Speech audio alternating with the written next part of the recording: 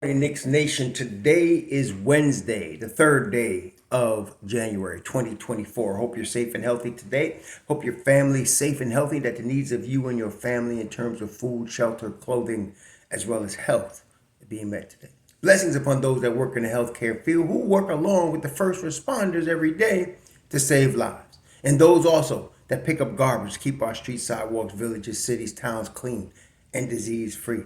And those also that make deliveries all year for our convenience.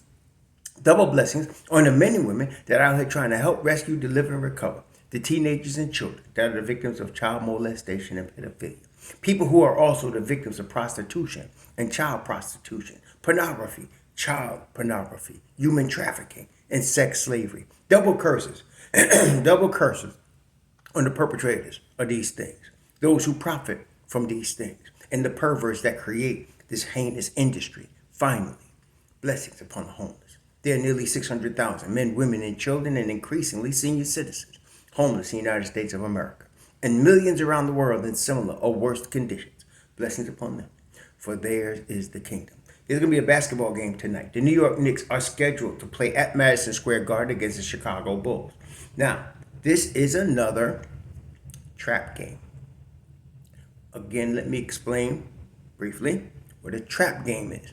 A trap game is a game in which, in this case, the New York Knicks show all the signs of being able to just roll over the Chicago Bulls. Chicago Bulls are coming off the second game of a back-to-back. Last night, unfortunately for them, Joel Embiid decided to come back, and they gave a whooping to the Bills, good and proper, last night. Last night, Patrick Williams hurt his ankle. Last night, Kobe White hurt his ankle. Vucevic is out. Levine is out.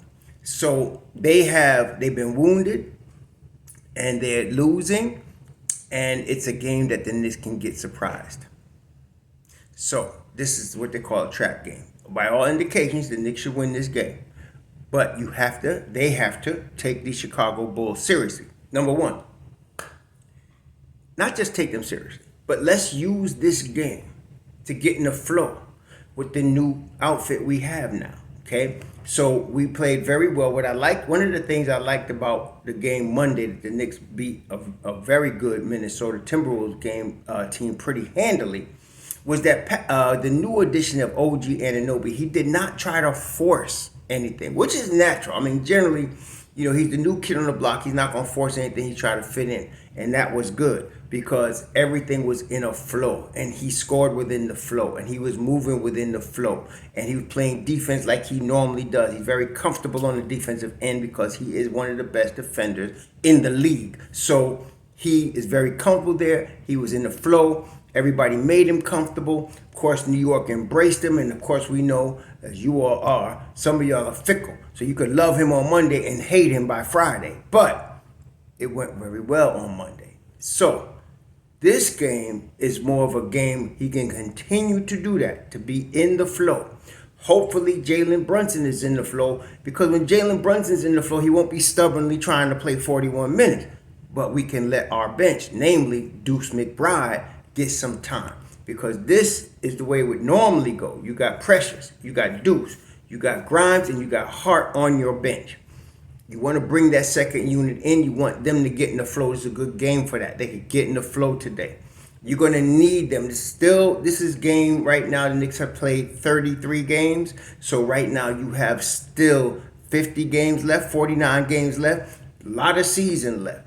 Big time part of the season coming up now, starting now in January and going into February. So what you want to get everybody in the flow for the squad that you have. That is why it's very silly to be talking about any further moves the Knicks are going to make. They're not making any more. You want to keep your team as cohesive as you can going into the playoffs. If you don't understand that every time Tom Thibodeau coaches a team, he's looking to win it all, and he wants the best team possible, and part of that is the continuity we've been talking about from the beginning of the season, you don't understand what's going on. He's not trying to add a whole bunch more new pieces because all your 2K fans are fantasizing about it.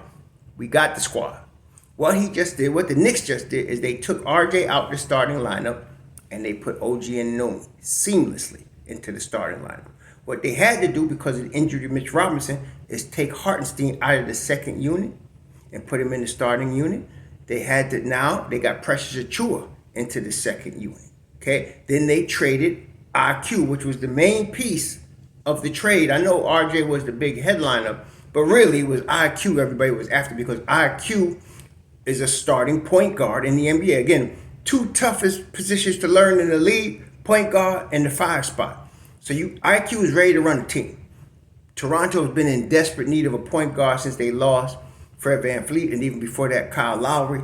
IQ is perfect. He sits it. He got that down. So now he's going to get signed long term, and they got their point guard. So that was why that deal got done. The Knicks were just looking for the best return to pull that trigger, and I feel like they got that with OG Anunoby. RJ gets to go back home, and he gets to try to continue his development as up and down it's been. I think he'll be fine. So this was a good trade, and so IQ spot is now Deuce's spot.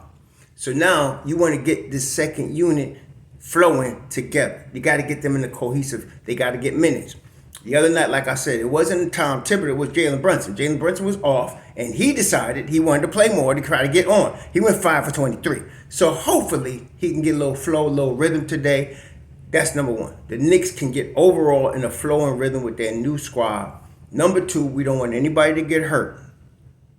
This is the only risk that the Knicks face. They don't face a risk talent-wise, in my view.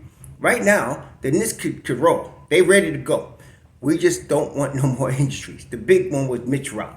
If we had Mitch Rob right now, the league would be in trouble. But, okay, we got to flow without him. So we don't need him more. Okay, so now we just got OG. Let's use this game to get into a flow.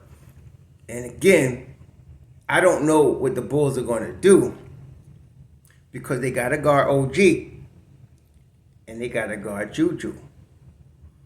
They're going to have a problem.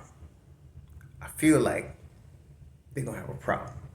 So the Knicks could beat this team. Got to take them seriously. Again, this is the league. So any given night, somebody could rise up and beat you. You got to respect all the animals in the jungle, because if you don't, one of them will eat you. Okay? So you got to be respectful of the Bulls. But the Knicks can win this game. They can get in the flow. Let's not let anybody get hurt, and let everybody play their regular role. I think we'll be okay. This will be a good game for Knicks. Now, Chicago got problems. First of all, they brought this thing together, and DeRozan and Lonzo Ball and Levine and Vucevic, right? They were hoping to build a contender with those 4 guys. At the time, a lot of people were barking about the Knicks trying to get Lonzo.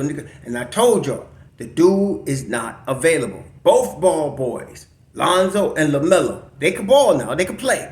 But neither of them are available. Just think of their availability versus Brunson's availability. Think how tough Brunson is versus their toughness. It's not even close.